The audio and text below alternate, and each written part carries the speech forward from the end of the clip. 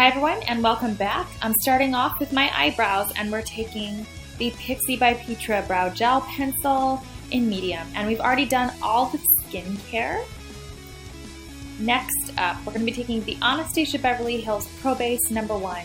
That's the shade, and it is a nice base with a wax base to it, wax formula, and it really helps the eyeshadows stick and pop and do all the amazing stuff they should. Not budge, not crease, look vibrant. And we're going to be taking the warmth of our finger and blending that through the eyelid. If you have oily eyelids, be a little less generous than I was. We're going to be taking the Kat Von D Me Vida Loca palette again because it is the holiday season and this is limited edition. And we're taking Moulder eyeshadow on the Real Techniques blending brush. This is going to go under the arch of the brow bone. Next up, we're going to be taking Strutter, which is a nice malted brown color. It's a very natural color that looks like an actual shadow, which is exactly what we want for our transition shade. You could stop this look right here and now if you really want a very soft, natural look. And now we're going to be taking Skulls. And Skulls is a shimmering white with kind of a pink or red iridescence. And that's really going to help this very warm / cool toned eye look pop and just pull together. We're also going to be taking a little bit of Skulls and putting that in the inner corner of the eyelids. Then we're going to take Lyric, which is a nice sort of buttery color, and putting that on the center of the eyelid. Next, we're going to be taking Love, and this is going to go on the inner and outer corner of the eyelid, skipping over Lyric entirely. And we're going to create a very soft, shimmering sandwich smoky eye, if you will, where there is a center lid color that is brighter than the outer and inner lid color. And Love is just a nice sort of your mom's favorite mauve purple, if you will.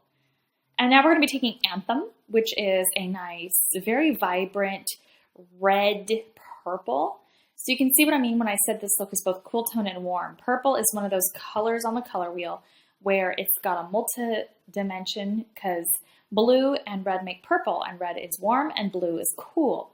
So purple can really be either warm or cool, depending on the most vibrant undertone. In this case, red, violet. Now we're going to be taking Vox, and this is going to go in the outer corner of the eyelid. We're pulling that in with this Plain Jane Beauty little pencil style brush. And we're going to be creating a little outer V. However, we're going to be taking that outer V shape and we're really going to smoke it out and get messy, messy, messy. This is going to be a very intense, sort of a clubby looking smoky eye. And it's going to take a little bit of time, so be sure you have that when you are starting this look. And blend, blend, blend over that purple color to deepen it and not really to add brown, just to deepen it. And then we're going to be taking the Real Techniques base brush again and really diffuse that brown out. It wouldn't hurt even to have a little bit of Anthem on the ball of that brush to really just make sure that that brown does not overtake the purple. We're going to be taking a little bit of Black Metal, which is a satin finish, matte black. Did that make sense?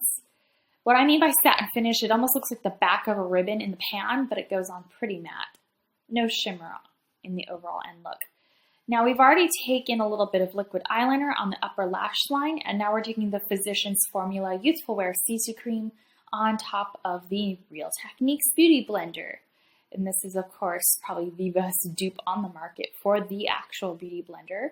If I do say so myself, it's soft, it's bouncy, and creates a nice finessed finish to the overall face.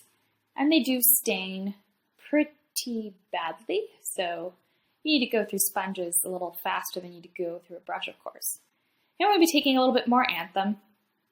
And the Anthem this time is going to be going on the bottom lash line. Now we've already applied Obsessive Compulsive Cosmetics Color Pencil to the inner rim of the eye, and that color is Sybil, and it's a warm red brown. Next up, we're going to be taking a little bit of the Physicians Formula Youthful Wear CC Cream again, but we're going to be putting it on very tightly packed using a concealer brush from the Sephora line.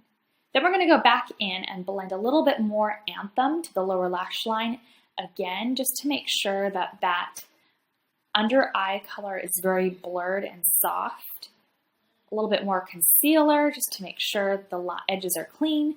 And of course, the Physicians Formula Fake Out Mascara to get perfectly fake, funky, amazing lashes. Then we're going to be taking the Ardell Glamour Lashes in 105. These are long, long, long lashes.